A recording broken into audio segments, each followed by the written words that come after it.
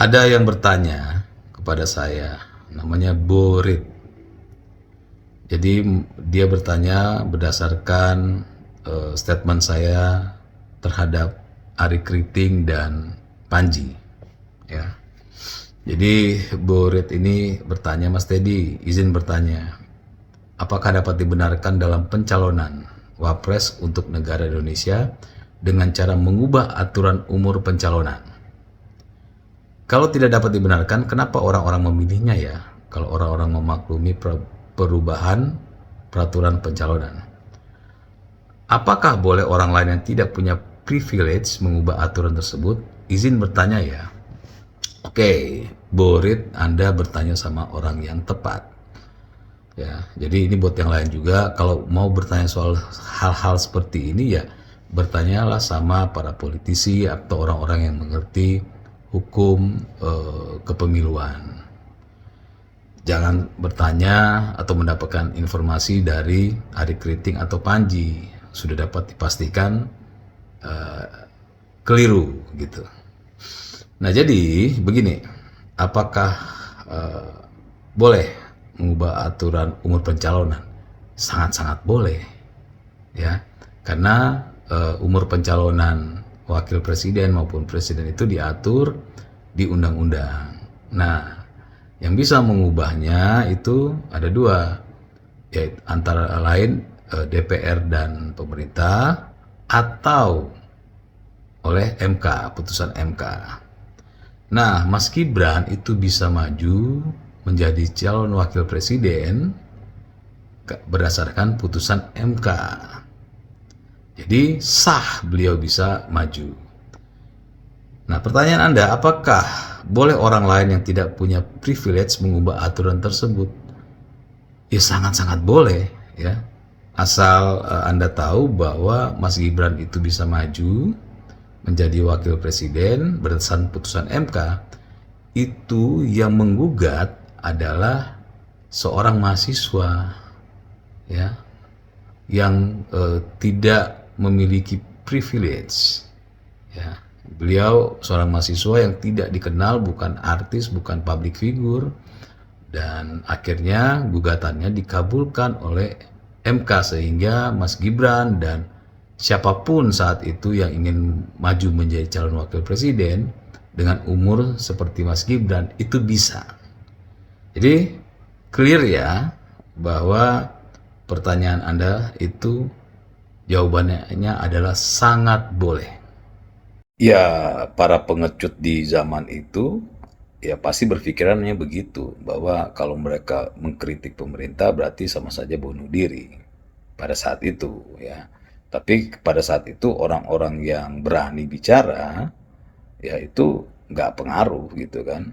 Artinya memang punya keberanian untuk berpendapat, untuk mengkritik, walaupun di zaman itu semua orang atau rata-rata banyak orang yang takut untuk berbicara. Maka kalau sampai ada saat itu, ya artinya orang itu adalah orang yang punya nyali, punya keberanian. Makanya kenapa saya berkatakan, coba lihat kalau saat ini Panji dan beberapa orang bisa bicara mengkritik sebebas-bebasnya pemerintah, itu nggak hebat, saya bilang itu sudah hal yang biasa, semua orang juga bisa gitu kan, semua orang bisa ya. Yang membedakan ya Panji apa namanya public figure aja, nggak tidak sesuatu yang spesial. Nah, itu apa logika yang saya sampaikan. Tapi ternyata ketika saya sampaikan itu ada yang membela Panji, membela Panji malah memberikan data dan informasi yang makin menunjukkan bahwa Panji ketika zaman itu, zaman Soeharto, eh, beliau adalah orang yang tidak punya nyali untuk melakukan pergerakan, untuk mengkritik, untuk memberikan informasi, untuk bergerak sana sini gitu kan. Dan dia hanya bangga saat itu bahwa dia jadi tukang sablon untuk orang demo. Lalu bangga cerita bahwa dia ketakutan disuruh seniornya untuk cabut, ada apa pang selamat datang Wiranto gitu kan. Ya, itu yang dia banggakan, dan kalau bagi kita dulu itu bukan sesuatu yang spesial, karena biasanya kalau dulu saya suruh orang sablon itu ada duitnya, bukan orang yang bergerak gitu. Jadi itu jelas bahwa orang-orang, dan banyak saya lihat orang-orang yang zaman Soeharto pada ketakutan, pada pegang burung, sekarang udah karena zaman kebebasan seolah-olah paling berani gitu kan. Nah, itu yang sudah kita lihat sama-sama, dan saya bisa mengatakan bahwa Panji baru bisa dan berani bicara setelah zaman kebebasan. Dulu dia tidak punya nyali. Jangan-jangan ya, gue minta tolong untuk jangan melakukan hal itu gitu kan. Udah jangan cari-cari bahan lu gitu. eh Kita jangan sampai ya menjadi orang-orang yang biadab ya. Kita berupaya untuk menjadi orang-orang yang beradab ya, dimana kita jangan membalas sesuatu ya dengan hal yang sama. eh Kasihan ya, bagaimanapun Ari Kriting itu punya anak, punya istri, punya keluarga ya. Jadi tolong jangan sampai kita ikut ya di dalam framing untuk menghina fisik seseorang. Saya hanya menggunakan logika yang sama ya, sebagai bagian dari pendidikan politik, agar supaya Ari Kriting, Panji, dan yang lain termasuk para pendukungnya mengerti ya, bahwa yang mereka lakukan itu adalah sesuatu yang keliru. Dan kenapa saya mengatakan begitu kepada Ari Kriting? Karena Ari Kriting seperti membiarkan hal itu dan malah membela Panji yang melakukan sesuatu yang ya tidak dapat dibenarkan lah. Artinya menghina fisik orang itu dimanapun tidak dapat dibenarkan. Jadi saya hanya menggunakan logika yang sama dengan Ari Kriting, menggunakan logika yang sama dengan Panji ya. Tapi jangan juga kita melakukan hal seperti yang Panji lakukan. Bagi saya ya, kalaupun itu kawan saya, itu saya pasti akan tegur bahwa cara seperti itu tidak dapat dibenarkan, bukan malah membela kawan gitu. Makanya kenapa Ari Kriting tidak bisa menjawab pertanyaan saya, malah kemana-mana ya, karena dia tahu kalau dia membela Panji itu dia membela sesuatu yang salah. Tapi kalau dia menyalahkan Panji, dia tidak punya nyali untuk menyalahkan Panji ya. Nah, ini adalah situasi yang tidak bisa kita paksakan kepada Ari Kriting untuk berani bersikap. Itu kan pilihan masing-masing, tapi sekali lagi jangan sampai kita menjadi orang-orang yang melakukan hal yang sama seperti Panji. Jadi saya berharap ya lu dan yang lain untuk tidak melakukan hal yang seperti dilakukan oleh Panji. Gue mohon. Makasih. Seharusnya dibalik. Kok bisa kalian mengatakan bahwa pencapresan Mas Gibran itu nggak benar? Harusnya itu yang kalian jelaskan. Karena sampai detik ini, ya, dari dulu saya tanyakan, itu nggak pernah ada yang bisa menjawab. Ya, ketika menuduh pencapresan Mas Gibran nggak benar, tapi ditanya di mana nggak benarnya, nggak ada yang bisa jawab. Kalau di mana benarnya, ya sudah pasti benar. Kenapa? Ya karena Mas Gibran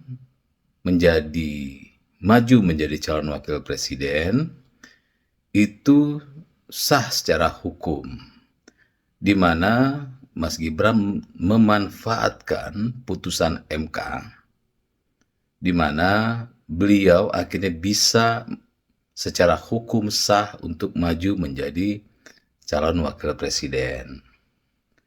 Nah, putusan MK itu sah secara hukum di negara ini.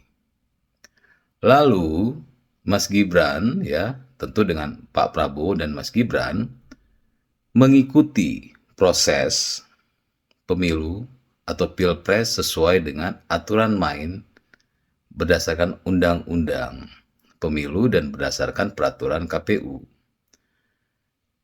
Dan akhirnya dalam proses itu masyarakat atau rakyat Indonesia mayoritas memilih Pak Prabowo dan Mas Gibran sebagai presiden dan wakil presiden. Nah, dalam proses itu ada yang namanya kalau pihak yang kalah bisa mengajukan keberatan, mengajukan gugatan ke Mahkamah Konstitusi. Dan faktanya tidak ada yang bisa mengajukan gugatan bahwa sebenarnya mereka yang menang, bukan Prabowo dan Mas Gibran. Nah, dari semua itu sudah jelas ya. Yang dilakukan ya sesuai dengan aturan, sesuai dengan rules yang berlaku di negara ini. Nah, ketika kalian mengatakan tidak benar, sampai detik ini nggak pernah ada yang mampu menjelaskan seperti yang saya jelaskan. Bahkan saya pernah ya bicara kalau sampai ada yang menjelaskan ya secara aturan, secara hukum, secara logika ya bahwa tidak benar, maka saya kasih uang. Sayangnya sampai detik ini nggak ada. Jadi uangnya nggak bisa saya kasih. Ngerti ya? Sangat jawabannya adalah sangat-sangat boleh Undang-Undang Dasar diubah. Ya, demi seorang anak presiden sangat-sangat boleh. Siapa yang bisa mengubahnya? Ya, yang bisa mengubahnya adalah MPR. Ya. Jadi, yang bisa mengubah Undang-Undang Dasar 45 ya MPR, bukan Mas Gibran, bukan presiden, ya. Nah, kalau bicara urusan Mas Gibran, itu bukan Undang-Undang Dasar 45, tapi undang-undang. Nah, pertanyaannya lagi adalah apakah ya demi seorang anak presiden undang-undang pemilu terkait umur bisa diubah, terkait umur pencapresan? Jawabannya sangat-sangat bisa. Ya, buktinya Mas Gibran bisa maju menjadi calon presiden karena pasal di dalam undang-undang pemilu ya terkait umur calon wakil presiden itu bisa diubah. Siapa yang mengubahnya? Yang mengubahnya bukan MPR. Yang mengubahnya adalah seorang mahasiswa.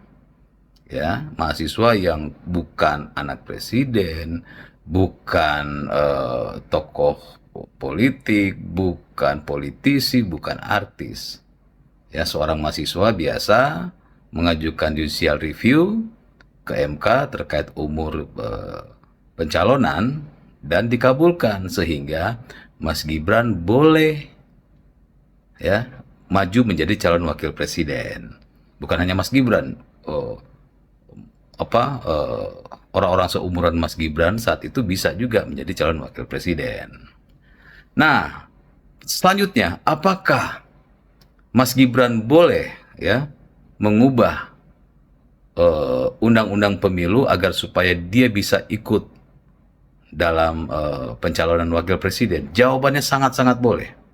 Ya, jadi kalau Mas Gibran secara pribadi dia ingin maju menjadi calon wakil presiden tapi terkendala dengan pasal di dalam undang-undang pemilu, maka dia bisa mengajukan judicial review ke MK. Ya. Dan kalaupun dikabulkan makanya dia bisa dan sangat-sangat boleh. Dilindungi oleh Undang-Undang Dasar 45. Setiap warga negara berhak untuk maju gitu. Itu konstitusi kita yang mengatakan.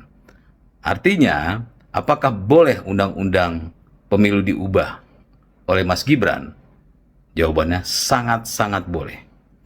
Bahkan untuk mengubah undang-undang pemilu terkait umur itu bisa dilakukan oleh warga negara biasa yang bukan politisi.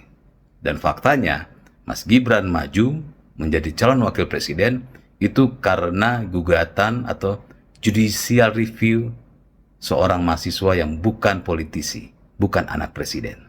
Paham ya?